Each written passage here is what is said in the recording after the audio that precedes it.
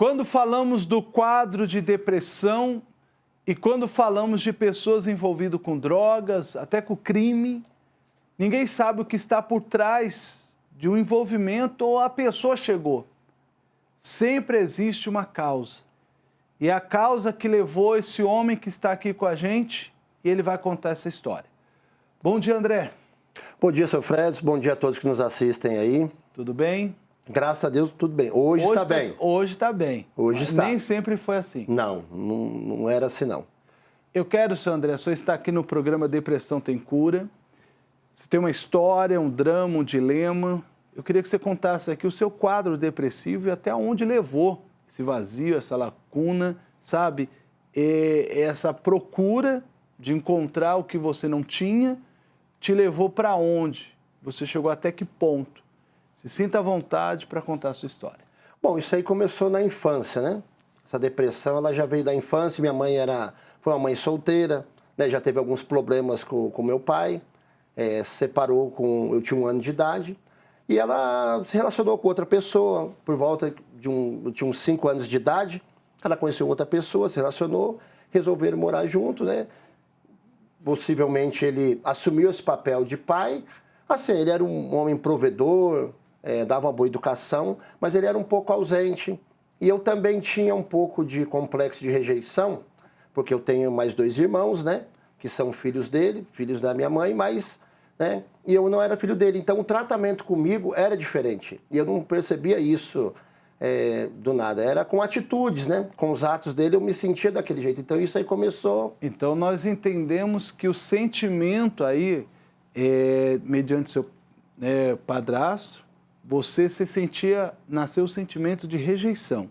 Exatamente. Porque você viu uma diferença entre o trato dos filhos, que era realmente dele, como você, que era de um outro relacionamento da sua mãe. Então, nisso nasceu em você um sentimento de rejeição. É como se você fosse colocar à parte. Exatamente, esse complexo de rejeição. E eu não sabia de onde que vinha, porque eu muito novo, né? Eu não conseguia assimilar isso, né?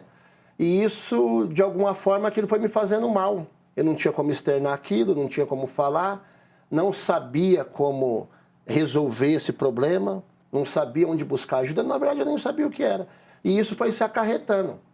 E não ficando só nesse complexo, né, eu acabei, infelizmente, por esse motivo, dando sequência em algumas outras coisas. Por exemplo, conheci pessoas, né, de má índole, conheci o cigarro, bebida, drogas, acabei me viciando, mesmo minha mãe tendo me dado uma boa educação, falado que aquilo não era certo, eu tive uma boa educação, né? E devido ao fato dos dois estarem trabalhando e o meu próprio padrasto estar um pouco ausente também, eu acabei me envolvendo com esse tipo de pessoa, acabei me envolvendo, me viciei.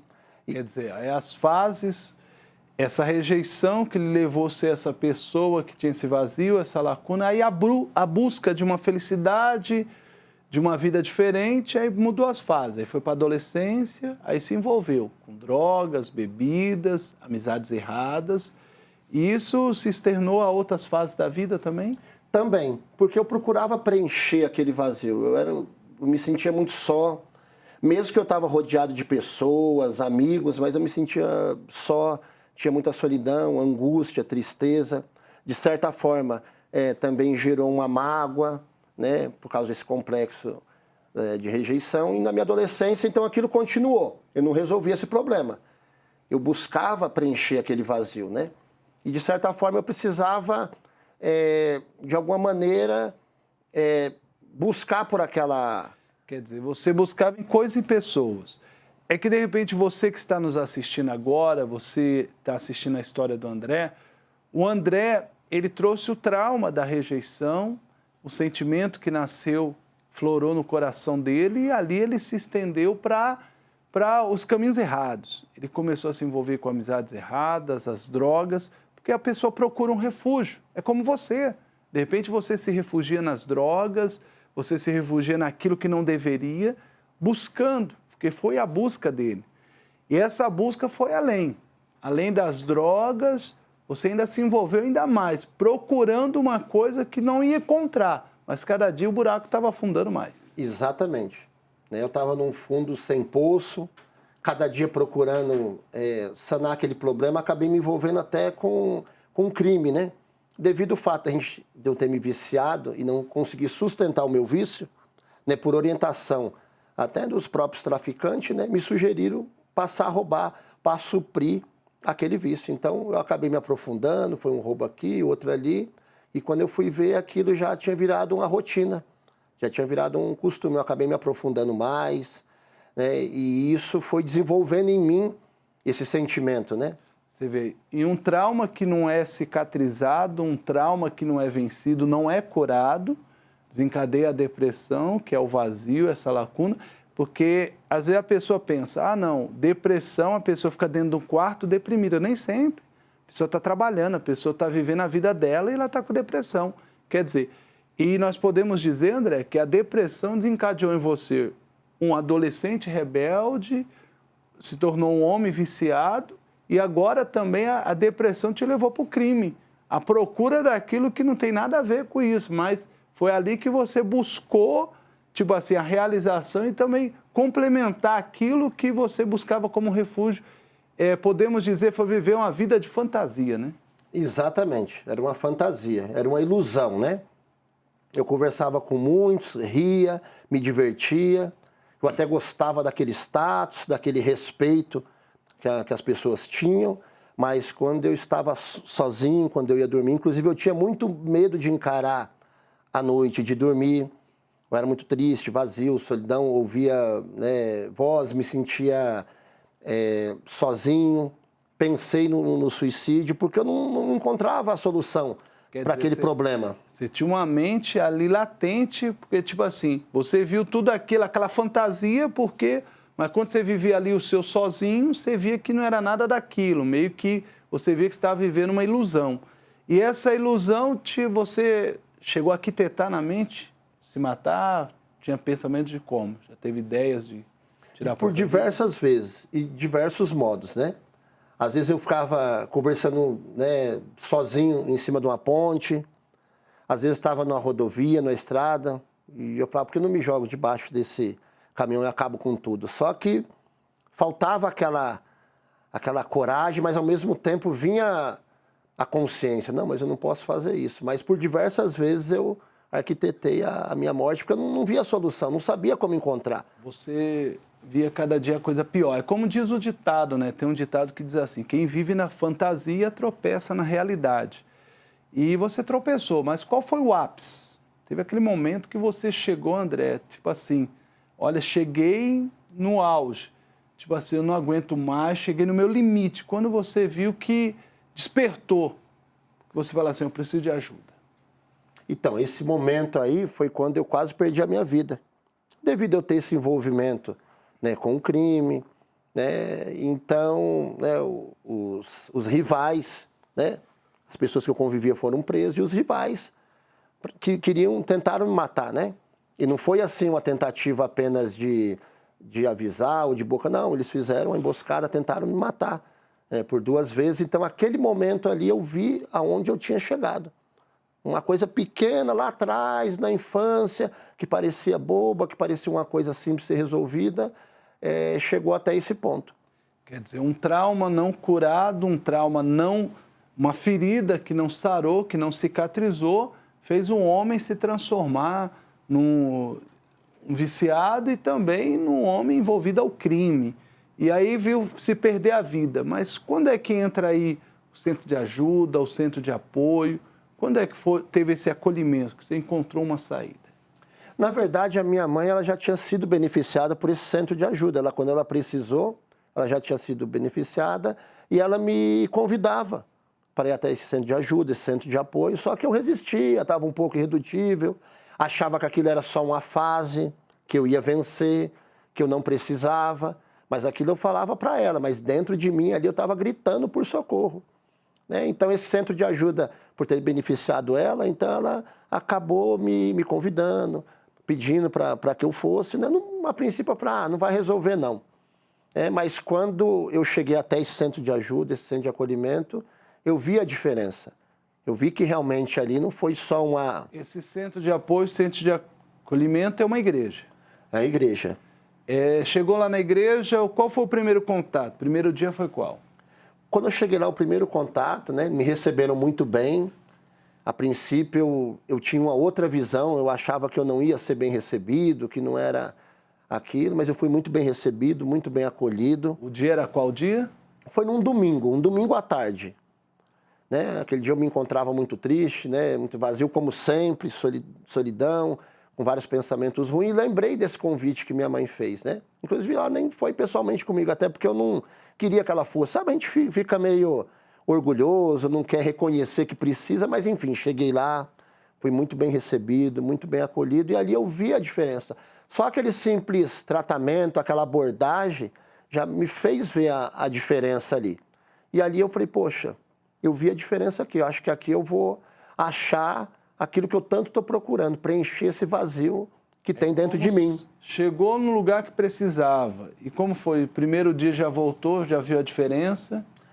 Por incrível que pareça, aquele primeiro dia ele foi marcante. Porque ali parece que eu tomei uma dose de uma coisa que a vida toda que eu precisei, com aqueles poucos minutos que eu fiquei ali, aquela dose já foi suficiente para muita coisa. Então eu já saí dali diferente, pensando diferente, já saí dali não pensando mais no suicídio, e não mais cometer crimes, e não mais beber, fumar. Eu vivia também uma vida de ilusão, na vida amorosa também, vivia na prostituição com mulheres, boate, bebida, tudo, e não preenchia. Então, a partir dali eu já comecei a ter um novo rumo, uma nova direção.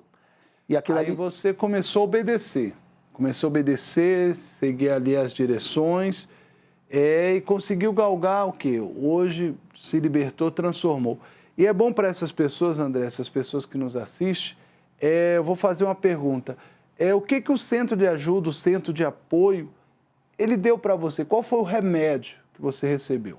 O remédio principal foi ter recebido o Espírito Santo.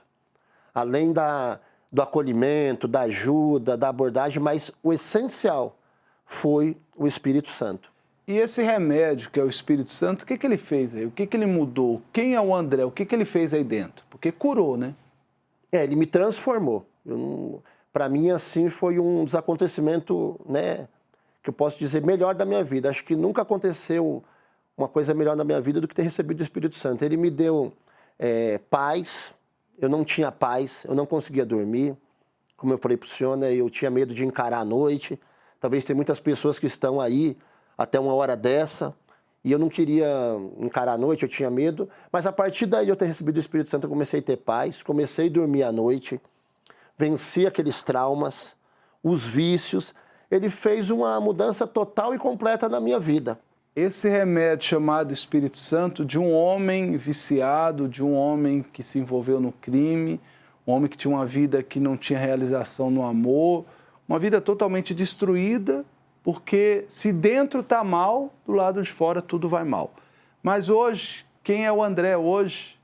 Totalmente cicatrizado, venceu aí esse quadro de depressão. Como está a vida hoje? Está casado? Como que é a vida hoje? Hoje, graças a Deus, mudou tudo. Estou bem casado, tenho um casal de filhos, perdoei o meu pai, tinha muita raiva, muita mágoa, muito ódio. Não só dele, né? De diversas pessoas. Enfim, aqueles pontos de interrogações que eu tinha dentro de mim, aquela busca incessante por cessar aquele vazio, aquela solidão, foi cessado. Hoje, graças a Deus, sou feliz, trabalho, sou um microempreendedor, tenho meu próprio negócio, né? Então, posso dizer que teve uma transformação total e completa na minha vida. Depois do Espírito Santo, teve essa mudança. No crime, o senhor chegou a se envolver por causa desse trauma. O senhor chegou a se envolver fazendo o quê? O senhor era o quê no crime? O senhor traficava, era assalto? Traficava, assaltos, né? E isso não foi esporadicamente, superficialmente. A gente era envolvido mesmo, né? Quer dizer, no assalto. Um homem que era assaltante, um homem que praticava, olha só, mudou aí o seu interior, foi curado de assaltante, hoje é trabalhador, tem um próprio empresa. Meu próprio negócio, minha pequena empresa, né? E graças a Deus tá tudo caminhando, né? Mesmo poucos, mas consigo também dar emprego para algumas outras pessoas também. E graças a Deus, como eu falei, teve uma mudança total, em todo sentido. Sou realizado, sou bem casado, hoje só sou homem de uma mulher só, não preciso buscar várias mulheres para me preencher. Então vamos fazer a nossa pergunta. André, depressão tem cura? Com certeza. Se a pessoa chegar até esse centro de ajuda, de acolhimento... Dá uma mensagem aí, pode olhar ali na câmera à sua frente aí, fala aí para essa pessoa que de repente vive a sua situação, que se refugia nas drogas, ou até mesmo está no mundo do crime, ou essa pessoa que de repente acha que não tem saída, dá uma mensagem para ela aí, fica à vontade. Sim, com certeza. Você que me assiste, que me ouve aí, eu sou uma prova viva de que eu venci a depressão, eu venci meus traumas, meus medos, a minha solidão, essa busca incessante que eu tinha por preencher esse vazio, a mágoa, a rejeição, enfim. Então, se você está aí, você está me assistindo, está nessa situação, tem jeito para você, tem solução, a depressão tem cura sim, não se culpe, eu me culpava muito, eu achava que eu tinha que ser forte o tempo todo, então não seja forte não. Não queira resolver isso sozinho, não. Vá até um centro de ajuda, procure as pessoas que vão te receber bem lá, como me receberam, isso foi de suma importância, porque muitas vezes a gente não consegue resolver nada sozinho. E pode ter certeza que se vocês chegarem até lá, vocês também vão ter a vida mudada, transformada como eu tive, vocês vão ter esse remédio e vão ter essa dose final. Essa dose que eu busquei a vida toda, eu consegui encontrar. E não vai ser diferente com você que está me assistindo aí também. Então, André, para que essa pessoa possa te conhecer, para que essa pessoa possa saber até mais detalhes da sua história, uma história muito forte, qual o centro de ajuda, o centro de apoio, a igreja que você vai? Sabe o endereço? É na Avenida Paulo Facini, 705, no bairro Macedo, em Guarulhos, na Catedral de Guarulhos. Quem quiser me conhecer, quiser conversar, a gente vai estar lá para acolher, para apoiar, para orientar. E é uma corrente, né? Eu sou mais um elo dessa corrente e essa pessoa que está aí, se quiser acrescentar mais um elo nessa nossa corrente, sejam bem-vindos. Então tá certo. Sendo assim, André, vamos finalizar agora a nossa entrevista, o relato, agradecendo. Muito obrigado pela participação. Eu que agradeço, pastor. E vamos seguir daqui. Uma história, e que história, hein? A gente fica impressionado. Quando você para pensar de um homem que era viciado, assaltante, um homem traumatizado, um homem que trouxe traumas da fase da infância, adolescência até a fase adulta, e que inferno que ele viveu. Mas olha só que mudança. E como mudou a vida dele, a sua também pode mudar.